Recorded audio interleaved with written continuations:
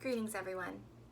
My name is Sonrisa Cortes, and on April 30th, 2022, I will be graduating and celebrating the completion of a very difficult 4 years, earning my dual masters, a master's in divinity and a master's in social work.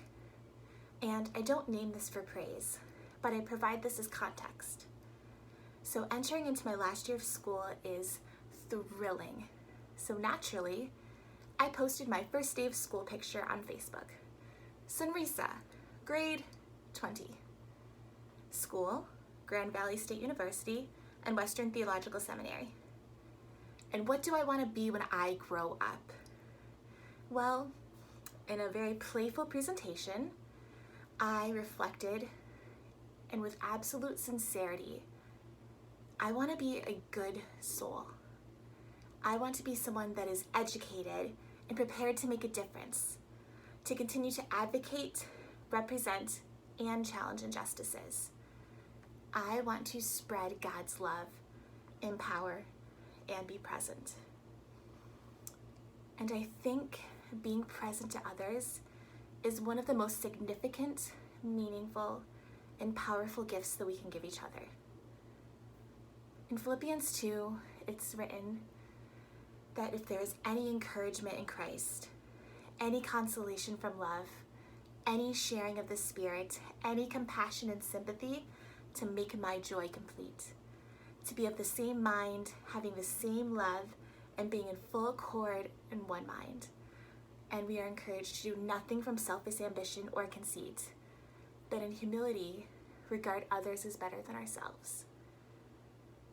And so, often I feel that we fall back on hearing these as charges and challenges, and we make these into action items that can be delivered with compassion and sometimes even efficiently.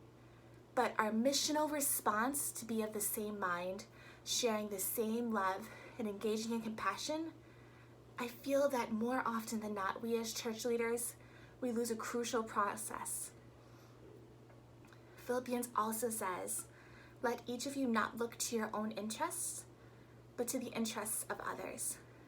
And it's such a small detail. But if we are supposed to look to the interests of others, how do we know what others' interests are if we don't make space for them, if we don't choose to listen? And so we're left to consider, how do we truly listen? And I think the key is presence. Presence is powerful, and like all power, we need to be responsible with how we use it. Each of us has the ability to take up the entire room with our presence, and in doing so, we might stifle another. We have the ability to be equal and alongside, but still sometimes this equality that we are trying to reach doesn't allow for growth, and we're still stifling, and there's no healing in this. So as leaders, sometimes the most powerful action we can do is to pause and be present with someone, to take a step back and to listen. Amazing things come from silence and from space.